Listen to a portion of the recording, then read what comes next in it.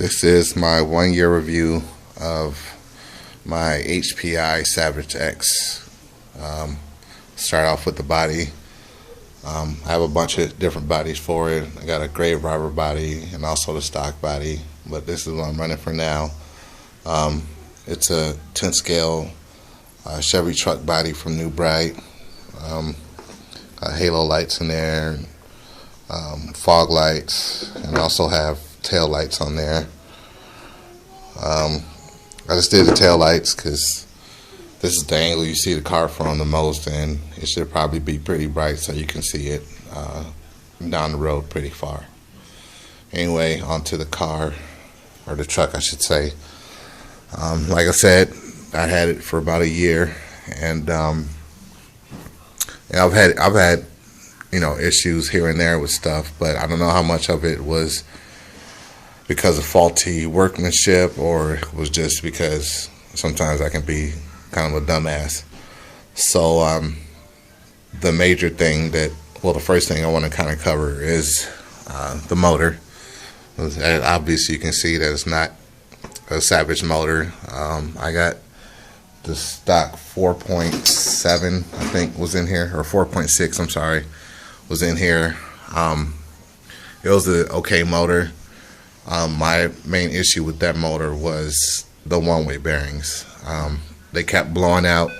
I went through, 3 or 4 of them, and I don't know, it was just always an issue with that. I don't know, maybe I was just doing something wrong, because on the little starter thing, the roto starter, it says don't try to start it more than 5 seconds, but obviously I didn't listen to that. So anyway, what kept happening was I was going through one-way bearings like crazy. And when I do that, I actually, you get a good look at the back plate once you pull the roto starter off, and I noticed it was cracked. So I replaced that. And, what ended up happening was inside of the motor, there's a little pin that pops out that rotates the piston. When you put the roto starter in there, there's a spring and a little pin in there. And what happened with me was the backing plate came loose, and the spring that held the little pin in jumped up inside of the motor and seized it up. And that was the end of that. But like I said, pretty much from day one, I had always some sort of issue with that one-way bearing on that. If it wasn't the one-way bearing, it was the spur gear that was stripping out all the time. Thing with the spur gears is, if you don't have your gear mesh just spot on, you're gonna strip your spur gear. If you had the resistance set too high, you're gonna strip your spur gear.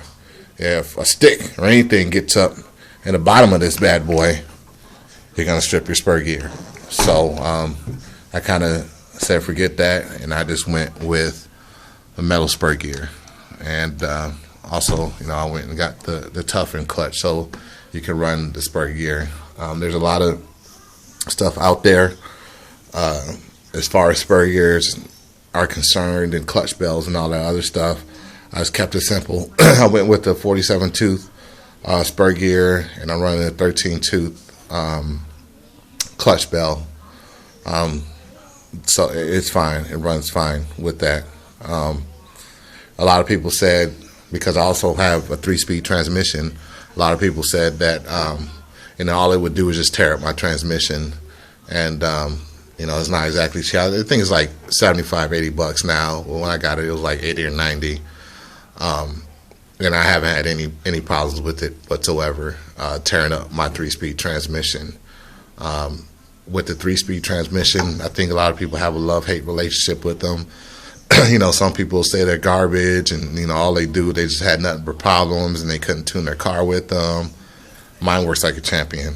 I haven't really had any issues with it.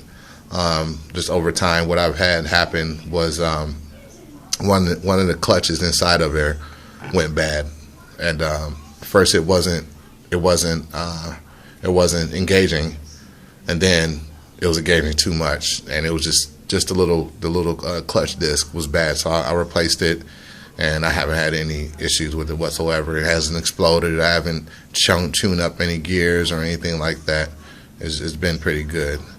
Also, I upgraded the A-arms with all RPM stuff, upper and lower A-arms. There wasn't a problem with the stock ones, but RPM had some 20-degree A-arms, and I like the idea of having a little camber, to those. So I went with them, and they're just as good, if not as better, than what came stock. Also got the RPM skid plate.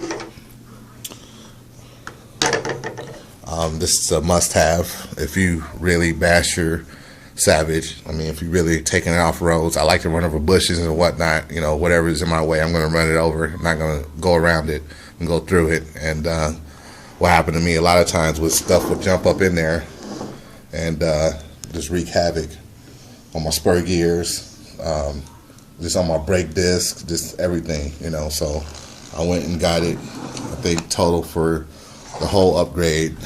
I don't know, it might have been like $100, $120 or something like that. It's well worth it though. It's a good setup. I like it. I upgraded the radio. I went with the FlySky FSIT4. If you see my other video, I kind of go into this one a little bit more, but it's full touchscreen. It's pretty awesome. Also went and got a rechargeable battery. I think it's 1600 milliamp battery. I mean, nothing crazy. I think that was about $20. It just with the stock stuff it comes with, 4 AA batteries ain't gonna cut it. You're gonna run into a lot of problems. And me personally, pretty much all the bodies I have for my Savage, they all have lights on it. And with the Chevy body, I'm running for like 6 lights, 8 lights, if you can include the ones that I got on the front too. So, to have any kind of decent runtime, you're gonna need, a good rechargeable battery. I also I got the fuel filter. Don't necessarily need to filter my fuel, but what's awesome is being able to just prime your engine just by squeezing, the little priming bulb. That's pretty cool to be able to do that. That saves a lot of trouble. You don't have to, do the whole, I'm gonna pull my air filter off, put my finger there and pump it and all that other stuff. You just squeeze this a few times and, you got gas going to your motor. I also went and got the wheelie bar. With the wheelie bar, with this motor I got, I should say, it's always in the air. Front wheel's always off the ground. I use this thing a whole lot. I do wheelie pretty much everywhere. I've done it on grass. I've done it on the ground, just on the blacktop. I've done it on dirt. I mean, like I said, there's really not any places that, it won't do a wheelie. Onto the motor.